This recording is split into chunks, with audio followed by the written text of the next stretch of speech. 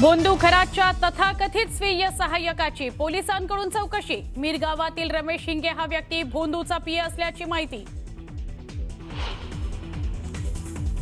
नाशिक खंडणी प्रकरणातील फिर्यादीस लैंगिक शोषण करणारा आरोपी 63 वर्षांच्या आरोपीला अटक। 121 अश्लील व्हिडिओ समोर, तर फॉरेन्सिक टीमच्या मदतीने पोलिसांकडून ऑफिसची तपासणी। बारामतीत ज्याला लढायचं आहे त्यानं लढावं, जनता कुणासोबत आहे हे सगळ्यांना माहिती आहे। जय पवारांचा नाव न घेता काँग्रेसला टोला। समरजित घाटगे पुन्हा भाजपवासी होणार। 8 तारखेला मुंबईमध्ये रवींद्र चव्हाण चंद्रकांत पाटलांच्या उपस्थितीत भाजपमध्ये प्रवेश करणार। 48 तासात हॉर्मुझ सामुद्रधुनी खुली करा, नाहीतर विनाशाला सामोरं जा। डोनाल्ड ट्रम्प यांची पुन्हा एकदा इराणला धमकी। इराणच्या बुशर इथल्या अणुप्रकल्पावर अमेरिका आणि इस्रायलचा हल्ला, संपूर्ण मध्य पूर्व आशियाला लक्ष्य करण्याचा इराणचा इशारा। आणि हिमाचल प्रदेशच्या कुलूमध्ये भीषण अपघात, पर्यटकांची बस दरीत कोसळली। अपघातात 4 जणांचा मृत्यू, 16 जण जखमी।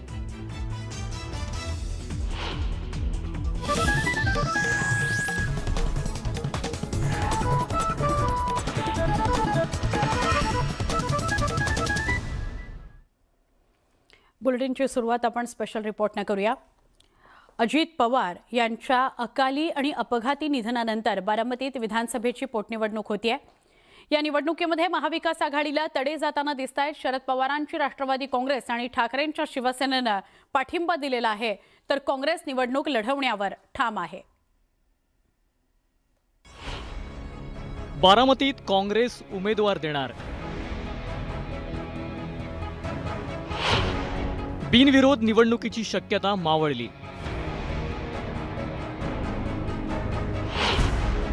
बारामतीची पोटनिवडणूक महाविकास आघाडीला तडे।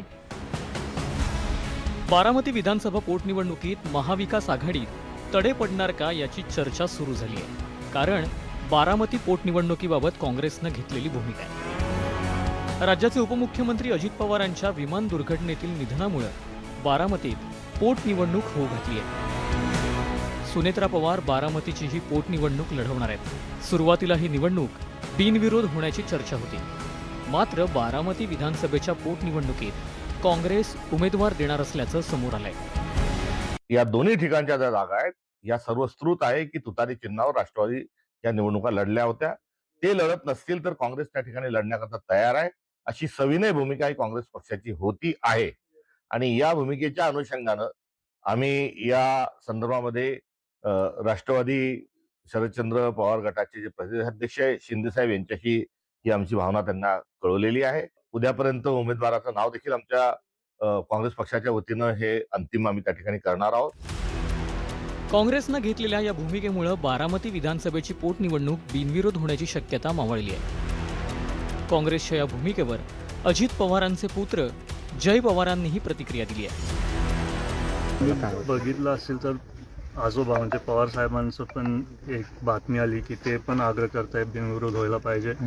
मला वाटतं की बारामतीकरांना सगळ्यांनाच वाटतं की ही निवडणूक बिनविरोध व्हायला पाहिजे, कारण दादांचे अनेक वर्षांपासून काम प्रेम सगळ्यांना समोर दिसतंय।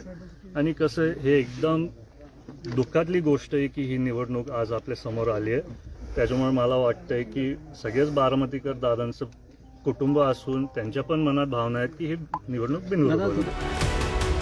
मागच्या वर्षी झालेल्या बारामती विधानसभेत अजित पवारांविरोधात शरद पवारांच्या राष्ट्रवादी काँग्रेसकडून युगेंद्र पवारांनी निवडणूक लढवली होती। मात्र अजित पवारांच्या निधनानंतर सुनेत्रा पवारांविरोधात निवडणूक लढवणार नाही, अशी भूमिका शरद पवारांच्या राष्ट्रवादी काँग्रेसने घेतली आहे।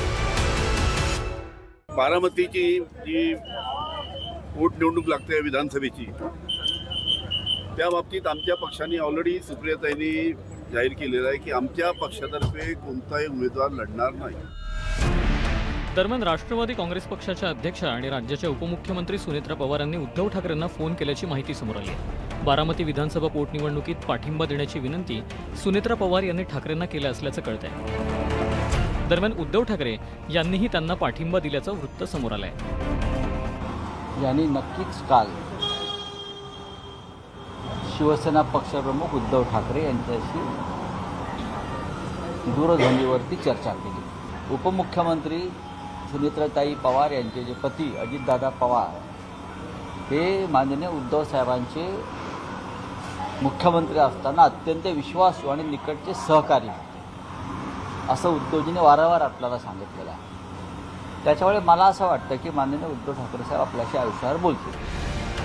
बारामतीत पोटनिवडणुकीसाठी सुनेत्रा पवार सोमवारी उमेदवारी अर्ज दाखल करणार आहेत. यावेळी राज्याचे मुख्यमंत्रीही उपस्थित राहणार आहेत. बारामतीची ही निवडणूक बिनविरोध व्हावी असं आवाहन मुख्यमंत्र्यांनी केलंय.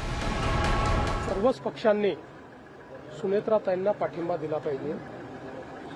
माझी अशी सर्वांना विनंती असेल की ही पोटनिवडणूक बिनविरोध झाली तर महाराष्ट्राला साजेशी अशा पद्धतीनं ही परिस्थिती होईल.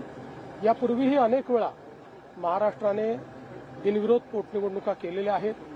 मला असं वाटतं सगळ्या पक्षांनी मन मोठं करून बिनविरोध निवडणूक केली पाहिजे.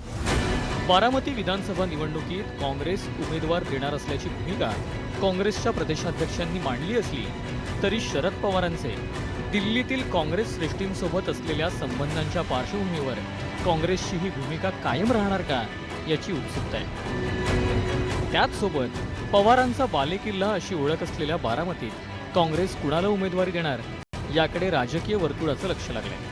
मात्र या निमित्तानं महाविकास आघाडीत एकवाक्यता नसल्याचं चित्र समोर आलंय.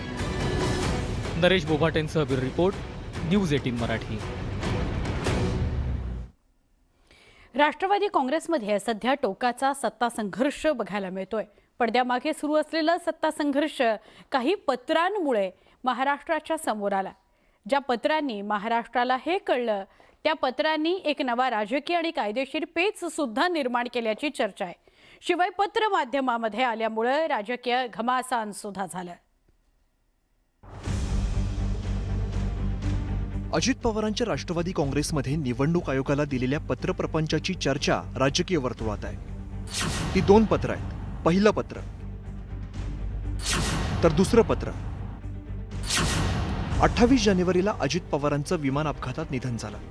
त्यानंतर 16 फेब्रुवारी 2026ला पटेल तटकरेंनी निवडणूक आयोगाला पत्र दिलं. कार्याध्यक्षांना सगळे अधिकार देण्याचा उल्लेख त्या पत्रात होता. यानंतर 26 फेब्रुवारी 2026ला राष्ट्रवादी कार्यकारिणीची बैठक झाली. याच बैठकीत सुनेत्रा पवारांची राष्ट्रीय अध्यक्षपदी निवड झाली. पार्थ पवार राज्यसभेचे उमेदवार असतील हाही निर्णय या बैठकीत घेण्यात आला. यानंतर 5 मार्च 2026ला पार्थ पवारांनी राज्यसभेसाठी अर्ज दाखल केला. यानंतर 10 मार्च 2026ला पत्रप्रपंचाला सुरुवात झाली. या दिवशी सुनेत्रा पवारांनी निवडणूक आयोगाला पत्र लिहिलं. या पत्रात 28 जानेवारी म्हणजेच अजित पवारांच्या निधनाच्या दिवसापासून ते 10 मार्च दरम्यान राष्ट्रवादी काँग्रेसकडून निवडणूक आयोगाला केलेला पत्रव्यवहार ग्राह्य धरू नये असं 10 मार्चच्या पत्रात म्हटलंय. निवडणूक आयोगाला दिलेलं पत्र असेल किंवा राज्यसभेचे उमेदवार म्हणून पार्थदादा पवार यांच्या एबी फॉर्मवर केलेली स्वाक्षरी असेल, हे पूर्णपणे पक्षाच्या घटनेनुसार झालेले निर्णय आहेत. परंतु माध्यमामध्ये प्रश्नचिन्ह उपस्थित करून ज्या काही बातम्या दाखवल्या जातात त्या तथ्यहीन, निराधार आहेत. आमच्या पक्षाची प्रतिमा मलिन करण्यासाठी काही लोकांकडनं कुटील डाव रचला जातोय, त्याचाच हा एक भाग आहे. पण या पत्रामुळे सुनेत्रा पवारांच्या राष्ट्रीय अध्यक्षपदाच्या निवडीपासून ते पार्थ पवारांच्या राज्यसभा निवडीवरती प्रश्नचिन्ह निर्माण होण्याची शक्यता वर्तवली जात होती. या सर्व पार्श्वभूमीवर सुनेत्रा पवारांनी 10 मार्चला निवडणूक आयोगाला लिहिलेलं पत्र मागे घेतलं जाणार असल्याची चर्चा होती. मात्र राष्ट्रवादी काँग्रेसच्या वरिष्ठ नेत्याने ही चर्चा फेटाळून लावली. 10 मार्चला निवडणूक आयोगाला पाठवलेलं पत्र मागे घेतलं जाणार नसल्याची माहिती सूत्रांकडून मिळते. पार्थ पवार यांच्या राज्यसभा निवडीसाठी झालेला पत्रव्यवहार राज्यसभा निवडणूक अधिकाऱ्यासोबत झालेला आहे, निवडणूक आयोगासोबत नाही. त्यामुळे त्यातही कोणतीही अडचण नसल्याचं राष्ट्रवादी पक्षाच्या वर्तुळातून सांगितलं गेलंय. राष्ट्रवादी काँग्रेस पक्षाच्या अध्यक्षा सुनेत्रा पवार यांनी जे केंद्रीय निवडणूक आयोगाला पत्र दिलं आहे ते पत्र मागे घेतले जाणार नाही अशी स्पष्टपणे माहिती राष्ट्रवादी काँग्रेस पक्षाच्या एका ज्येष्ठ नेत्याने दिली आहे. महत्वाचं म्हणजे 28 जानेवारी ते 26 फेब्रुवारी दरम्यान झालेला पत्रव्यवहार देखील ग्राह्य धरण्यात येऊ नये असं देखील या पत्रात स्पष्ट सांगण्यात आलेलं आहे. त्यामुळे हा पत्रप्रपंच आता कुठपर्यंत पोहोचतो हे पाहणं अतिशय महत्वाचं असणार आहे. एकीकडे अजित पवारांच्या राष्ट्रवादी काँग्रेसमध्ये अंतर्गत धुसफुसीची चर्चा असतानाच राष्ट्रवादीचे 3 मंत्री आणि 2 आमदारांनी शरद पवारांची भेट घेतली. राष्ट्रवादी पक्षामध्ये सध्या सुरू असलेल्या धुसफुशीवरती सुद्धा चर्चा झाल्याचं सूत्रांनी माहिती दिली आहे. शरद पवार यांची राष्ट्रवादी काँग्रेस पक्षाच्या 3 मंत्र्यांनी आणि 2 आमदारांनी भेट घेतल्याची माहिती देखील पुढे आलेली आहे. आणि या भेटीदरम्यान राष्ट्रवादी काँग्रेस पक्षाच्या दरम्यान सुरू असलेली धुसफूस यावर गंभीरपणे चर्चा झाल्याची सूत्रांची माहिती आहे.